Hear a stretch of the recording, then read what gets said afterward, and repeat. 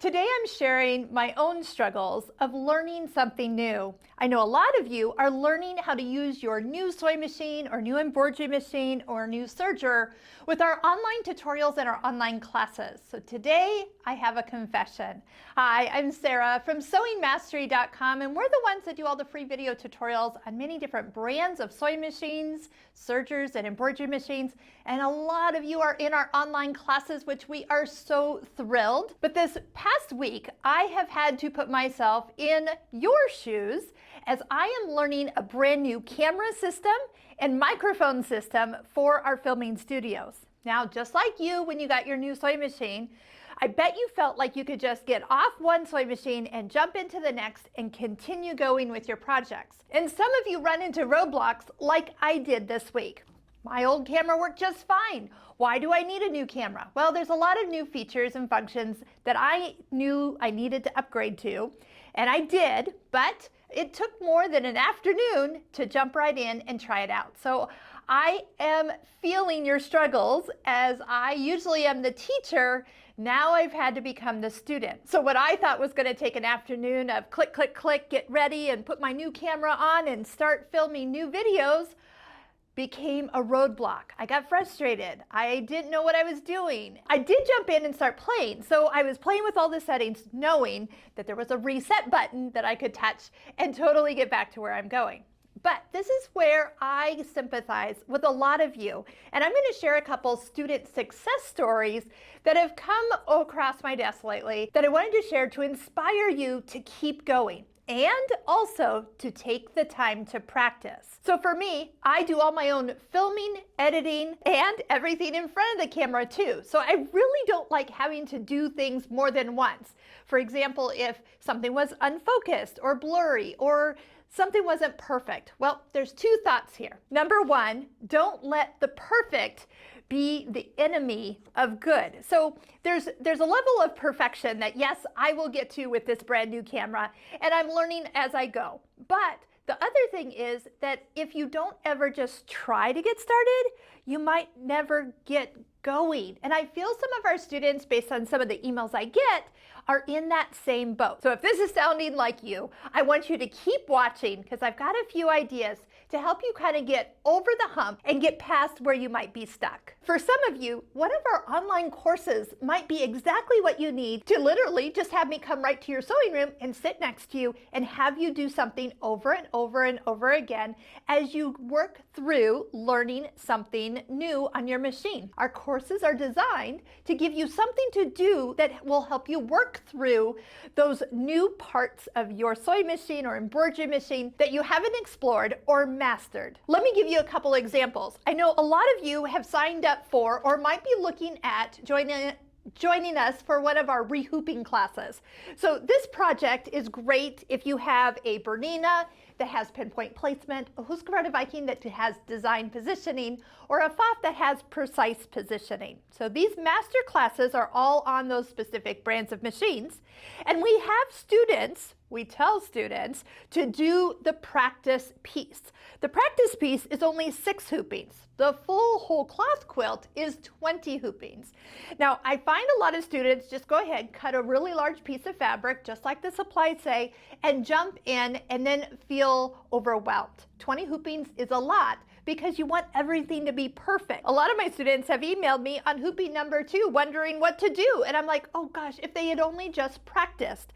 Practice is so key. Kathleen sent me a note this past week where she said, Sarah, you are so right to insist on practice.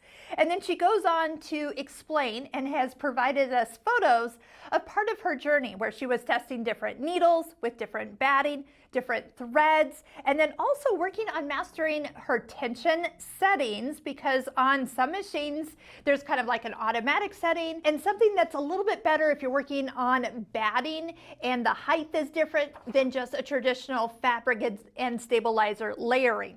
You know, when I made this course, I too had to do all the practicing. So when I filmed it, it had all the answers that people would ask. There's many of these pieces that I threw away because I had practiced so many times and they didn't turn out. But then there's the practice pieces that I actually kept. So for just sampling different thread weights, this one was a really thin weight. That's why you can't see it as well. This one was with one of our pieces, and I was using different batting. This one actually was part of this quilt here that ended up being done. I did something on some really shiny fabric, so that was a little bit of a challenge that I was not prepared for, but figured out a few things along the way. So knowledge is key. Remember, it's not always about finishing the project that you signed up for. So much of the learning is actually the part between the beginning and even the middle of the whole project. That hard part of getting started, having the right supplies. Are you doing it right? Are you using the right functions on your machine? Or where are those functions that teacher talked about? When you take the time to do some of our courses, like our most popular one is the Embroidery Essentials online course. The Embroidery Essentials course is great because it's so many little different techniques that are helping you do things with repetition over and over and over. We have thousands of students in that course, and every week it feels like I have somebody telling me, oh my gosh, I didn't know how much I didn't know, but after I took the course, it made so much more sense. Now, one more thing about our courses is that when you buy them, you own them for life. So these are not subscriptions. I just had one gal, Brenda, shared that she still refers to these courses years later. So that means you can always go back and do a refresh, especially if you get a new embroidery machine or a new sewing machine. You can go back and relearn it. So one of my other confessions, this was years ago, but when one of the new Pfaff Icon, it was the first Pfaff Icon machine came out, I actually didn't have time to learn it, and I was actually secretly scared of that machine. And so I'm going to put a link up to this video right here where I tell you how I mastered it. And I actually did my own Embroidery Essentials online course. I did it on that new machine that I was kind of avoiding learning because they moved all the buttons and the screens were different, and I was just struggling. But I sat down and I started with lesson 1 and did that block. Lesson 2, completed that block. And what was happening is I knew the concept of what I needed to make, but I just didn't know where they put all the buttons. And this helped me kind of dive into the machine a little further. Now, for those of you working with your sewing machine, you don't have an embroidery machine, or you've already mastered that, and you've forgotten about all the wonderful decorative stitches that you have on your machine, or even some of those accessory feet that you've bought, our Stitching Cosmos course, now that's a lot longer course. So I always say to students, take the Embroidery Essentials course or one of the embroidery courses first. Kind of helps you get some traction and feeling like you're getting somewhere, where the Stitching Cosmos is a longer journey. But here is the key. So what we have you do is we have you make a block. So the curved block you'll see throughout the lessons, and there's quite a few lessons, but all you do is you make one block. On this block is where you will actually be creating the technique. Now, so many people, once again, get all hung up in getting the exact colors that they want, and it's going to be perfect, and it's going to be just like the one they saw online or very similar, and they're very excited to get started, but they haven't taken the time to practice.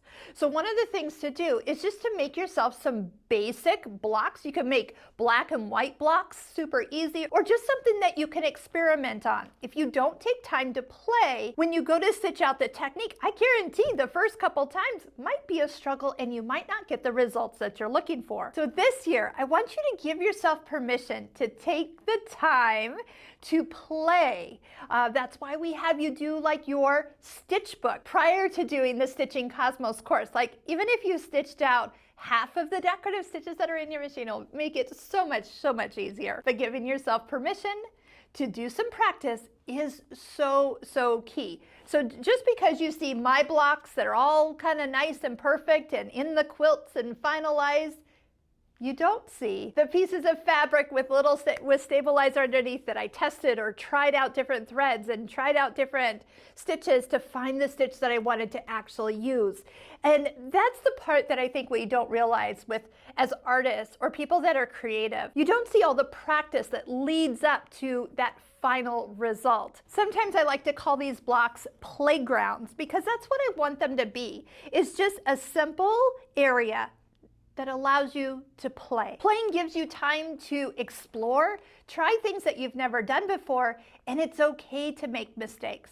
So it's time for me to take my own advice and pick up where I left off on some of the tutorials I was watching on how to use my own camera to play with some of the features that it takes for filming things that are in full color on the walls behind me, and then close-ups as I show like how to use a needle threader on a new machine or how to thread a serger using those close-up features, ideal for you to be able to watch our videos and learn the correct way of using your own machine. If you're saying amen, sister, I want you to put in the comments something that made you take the time to learn something new. And maybe if it was hard for you, list out how you overcame your struggle. I bet others would love to read your comments. And if this video has been helpful and just what you needed to hear right now, make sure you're hitting that like button every time you watch a video. That is a free way to say thank you for the content that you're watching as you go from video to video. I'm going to put some links below to some of our online courses, and if you want to email me your sewing machine make and model and what you want to learn, I'll put together a curated list of classes and free videos that are right for the two of you. And if you want to invite me to your sewing room to sit right next to you, I encourage you to sign up for one of our online courses today. Remember, you get to own them for life, so you can always go back and refresh as many times as it takes. I usually say happy sewing, but happy learning, and never feel guilty for the time that you take to practice.